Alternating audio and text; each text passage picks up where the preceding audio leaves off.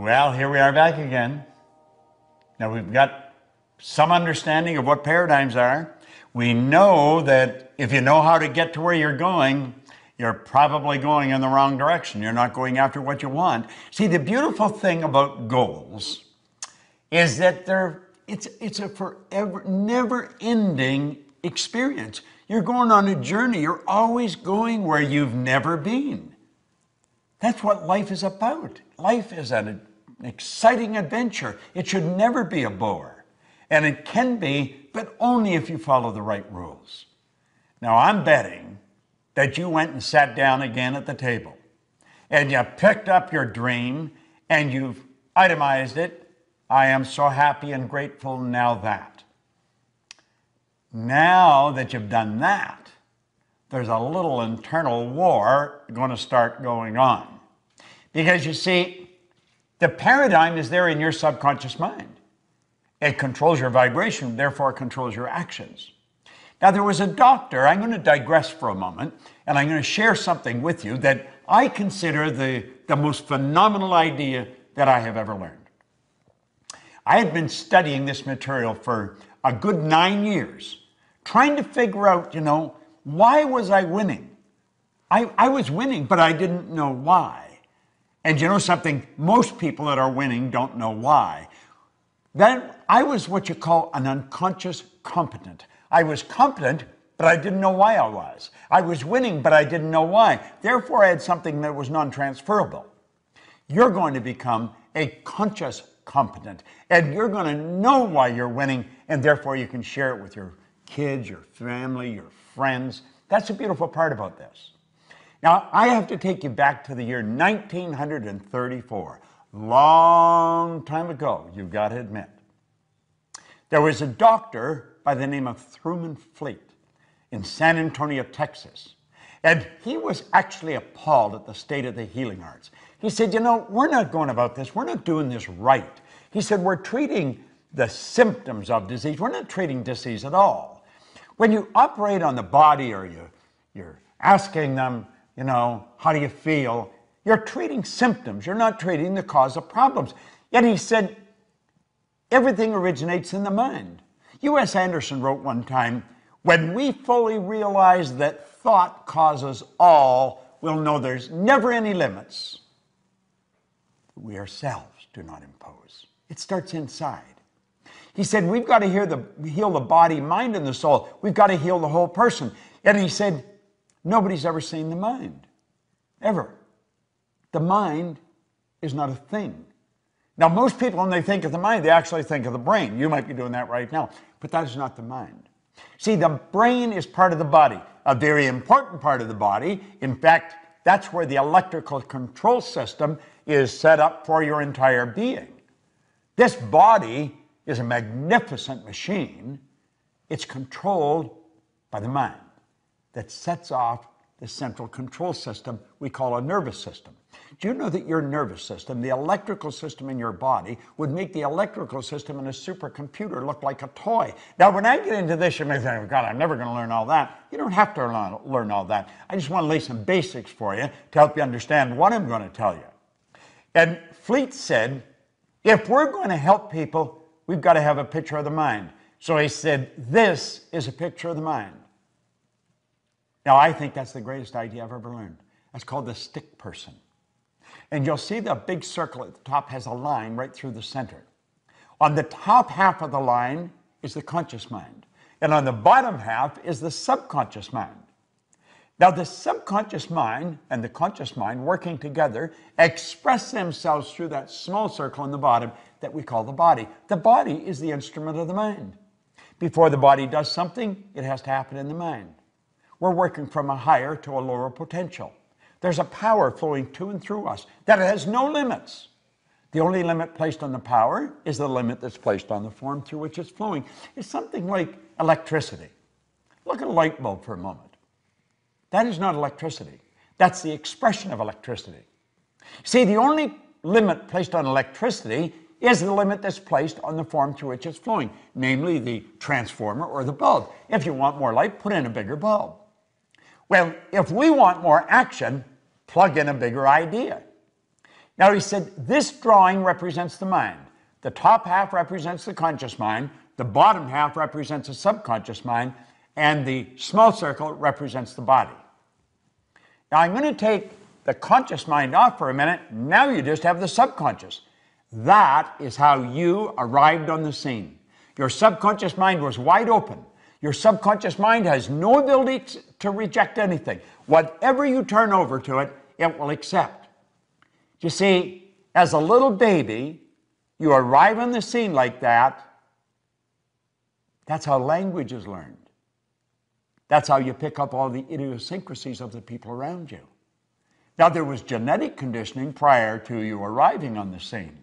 That's why you look so much like your relatives. But then you arrive, you learn the language of the people that surround you. If there's 4 or 5 languages spoken around you, you learn all 4 or 5 languages. There's many places in the world where babies learn 4 or 5 languages before they even go to kindergarten. But as you start to get towards time to go to school, the psychic barrier starts to come up and the conscious faculties begin to develop. And that's when you start thinking for yourself. But you see, what to think has already been programmed. See that X in the subconscious mind with the puffy little cloud around it? That's the paradigm. And of course, that puts the body in an X-type vibration. Now there's a power flowing into your consciousness. It never stops. And as the power flows in, you build ideas. And what kind of ideas do you build? X-type ideas. Why? Because they're in harmony with the paradigm. If you start to think thoughts that are not in harmony with the paradigm, it causes quite a bit of discomfort. Now think. If you've never jumped out of a plane, go up in a plane and contemplate jumping out of it. You'll start to feel very uncomfortable. You see, it's not an X idea. It's not an X idea. Now, it could be that you get involved with that, but not as long as you're thinking X-type ideas. Now, do you see, your life to this point has been controlled by a paradigm, and so you've been thinking thoughts that are in harmony with the paradigm. That is why we keep getting the same results over and over and over again. There's no secret to this. It's predictable. If you watch people, you'll watch how they move. There's habit patterns being expressed, behavioral patterns that's producing the same result. Now let's move this ahead. I call that state bondage. Now we're going to move ahead and we're going to move into a state that I call reason. Remember I said that power flows in and you can make anything out of it you want? Well, there's a why idea floating out there. What is the why idea? The why idea may sell the house and move to another country. The why idea may quit the job, start your own business. The why idea may bet everything you've got on yourself and your ability to start and build a business. That why idea is one scary little sucker. But you know something? As long as you keep it in your conscious mind and just think about it, everything's cool. And you see, while your dream was on the table, everything was fine. It's something you looked at every now and then. You were capable of seeing it and thinking it, but you never really got emotionally involved with it. That's why it stayed on the table. The idea came to your mind off and on, but it slipped through your fingers. And that's what happens with most people. Success is slipping through their fingers. It lands and lays and stays on the table. What we want to do is turn that idea over to that power inside. Now, what happens when we do that? Well, let's stop and think of what I said. I said the X energy in the paradigm controls the vibration. Now, on a conscious level, vibration is referred to as feeling. You'll probably want to watch this maybe 4 or 5 times because it probably is foreign information. And as you watch it 4 or 5 times, you'll say, damn, that makes so much sense. And it really does because it's the truth about what we're doing. Well, the X energy causes us to vibrate the way we're vibrating. And if somebody says, how do you feel? You'll say, pretty good. Well, I don't feel too good. What you're really saying is, I'm in a great vibration or I'm not in a very good vibration. What happens when you're not in a very good vibration? You're emotionally involved in a negative idea. See, your subconscious is your emotional mind. Now, if you go to turn that why idea over to the subconscious mind, which is what you have to do if you're going to act on it, all hell breaks loose. Now look at this. When you do that, when you take the why idea and you turn it over, you're going to find that worry, fear, anxiety strike, bang! A terror barrier pops up and you bounce off that terror barrier and you go right back into bondage. You think, oh God, I don't really want to do that. I mean, I don't need all that money. And I'd have all those income tax problems. And besides, I don't want to have the responsibility of a company. I may not earn much here, but I feel safe here. That's what keeps most people where they are. You see, the worry is on a conscious level. You worry you're not going to put it all together. Remember, you can't see the results. You can't see how you're going to do it. And that worry instantly turns into fear. You impress worry, and it turns into fear. Now, whatever's impressed must be expressed, and it turns into anxiety. Now, in a future lesson, I'm going to show you where it goes from there. But for the benefit of this lesson, you don't like to stay in an anxious state. And a terror barrier bounces up, and you bounce right off the damn thing, and you go right back into bondage. Have you any idea how many people do that? Have you any idea how many people are doing it today that are just about a 9-iron away from where you're sitting? Your friends, your relatives, people that are absolutely brilliant, and you'll look and you'll say, you could do that without any trouble. You're so smart. We think they can, but we can't. Do you want to know something? You're every bit as smart. All the knowledge there ever was or ever will be is locked up within you. Now think about what I'm saying. All science and all theology, the only two sources of reference we've got to go to, tell us that we've got deep reservoirs of talent and ability within us. We're spiritual beings, and our spiritual DNA is perfect. There's perfection within us, and Spirit's always seeking expansion and fuller expression. There's something in you that wants to express itself in a greater way. There's something in you that wants you to reach, that wants you to stretch, that wants you to get out and do something. But that terror barrier, boom, every time you think of doing it, it scares the daylights out of you. See, the XY energy doesn't mix. It's opposing energy. It sets up a foreign vibration, and it causes a very uncomfortable feeling. I want you to think of this for a moment. I want you to imagine that maybe we're at the end of the road. The two of us. We may be buddies, but we're at the end of the road. Now, you know when you get to the end of the road, if you're here for a long time, you could end up where your mind is as sharp as a tack, but the body just isn't cutting it. And they may have us tied in a wheelchair so we don't fall out, or in a crib bed, because there's no strength in the body. It's depleted, but our mind is sharp.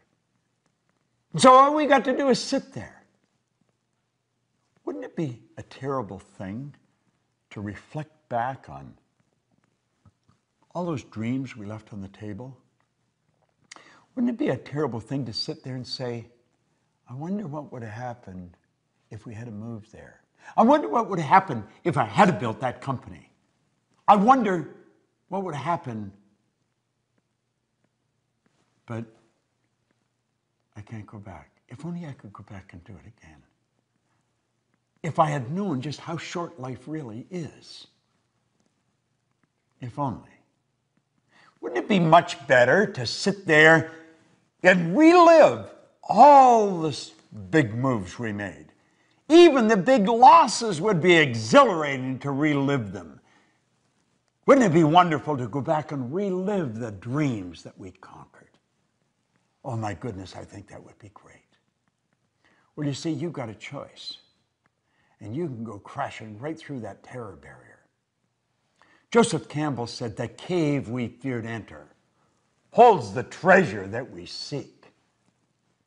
Now, you see, you've got it within you to just say, I'm going for it. See, on the other side of the terror barrier is freedom. And you know that's what we seek? If you go to Washington, D.C. in the United States of America and go visit the Korean Wall,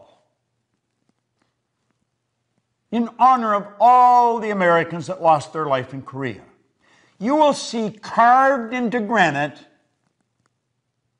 freedom is not free. You don't have to know how to get there, and you don't have to have a plan. Martin Luther King didn't have a plan. He said, I have a dream. You see what I'm saying? You just have to know the first step of action that's necessary. That's all you have to know. You got to have guts. And you know something? The more understanding you have, the more guts you will have.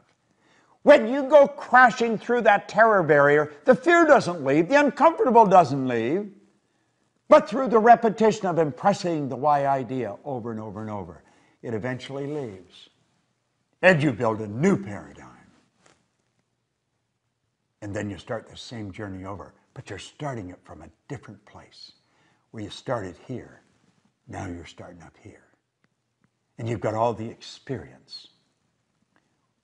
Personally, when I set a goal, if it doesn't scare the daylights out of me, I know it's no good. Now, I don't want to waste my time because I know that there's only so much. I don't know how much there is, but I want the time to count. I want to know exactly what I'm doing. I want to know exactly where I'm going. And I want every day to be an exciting adventure. Now think, how do you really want to live? Do you want to leave those dreams on the table? Is that really what you want to do? Do you want to get to the end of the road and reflect and say, damn, if only I had known? Well, now you do know. Now, it doesn't matter if anybody else knows. I know, and you and I can become connected. You don't have to let your dreams slip through your fingers. You don't have to let them lay on the table. And you know the beautiful part about it is, neither do your friends or your relatives or your kids. You realize when you learn this, you've got something that's transferable that you can give to their children, and the breed will just improve to no end. No one in my family ever went to school. So when I was 15 or 16, they said, are you going? No, I'm out of here. That was accepted. That was part of the paradigm. I started to study this material before any of my children were born. I didn't ask them if they were going to go. I just changed one question. Where are you going to go? Do you know something? They all went to school. Isn't that strange? It's so strange. Now you may wonder whether your friends and relatives and neighbors are going to accept you. Probably not at first. They'll think you're a little crazy. But Edison's relatives thought that. The Wright brothers thought that. Hillary's brothers and sisters thought that. I went to dinner with my sister and her husband, and my wife's sister, and Gina, and her husband, on my birthday here just 2 or 3 weeks ago. And my sister and we're very loving, but we're not really close. She's very busy running a business, and I am. My brother and I, he's in Southern California, I'm in Toronto. So although we stay in touch and, we love each other, we don't spend a lot of time together. We're very busy reaching our own goals. And Helen said, Al and I sat in Florida and we talked about you. And we talked about the change that's taken place in our family since you picked up Think and Grow Rich. And we realized none of us, our kids, no one would be living the life we're living if you hadn't gone for that goal, Bob. And she and Al had a plaque made and engraved, and they gave it to me for my 79th birthday. Said they were going to do it on my 80th, but they thought, no, we better do it now. I said, what do you think, I'm checking out? And I phoned my brother in Southern California. I was in Toronto, and I was thanking him for it. He said, yesterday was the 4th of July, Bob, and all the kids and all the grandkids and everybody was here. And I read them what was on the plaque that Helen was going to be giving you. And I told them none of them would be enjoying the life they were enjoying if you hadn't stepped out and bet on yourself. I felt so good. My sister said, my kids wouldn't be doing what they're doing. Her young daughter, Carolyn, came to seminars and she was just a little kid. And she made up her mind she wanted to be a lawyer and she wanted to be a judge. She is a Supreme Court judge in Canada today. Her son runs a multi-million-dollar business that my sister and her husband started. You have no idea who you're impacting. You have no idea how many people are watching you. They thought I was crazy. But when they saw I wasn't, they started to follow me. You go, they'll come. You've got more power in you than you'll ever use. God's gift to you is more talent and ability than you'll ever use in your lifetime. Your gift to God is to develop as much of that talent and ability as you can in this lifetime. Never let the terror barrier stop you. You go up against it and you crash right through it. That's why I'm here. I'm here to grow. Goals are not to get. Goals are to grow. The getting is just a side benefit. And remember, everything you own at the time of your death is going to belong to somebody else. You never own it, so don't ever let it own you. But don't sit back. Step out. Bet on yourself. Build that dream and go for it. Now you watch this. You watch this video. You watch all these videos you've received. You get very involved in this program that we're laying out. And you will come up with results that stick, and so will your brothers and sisters and family and friends, because they're watching you.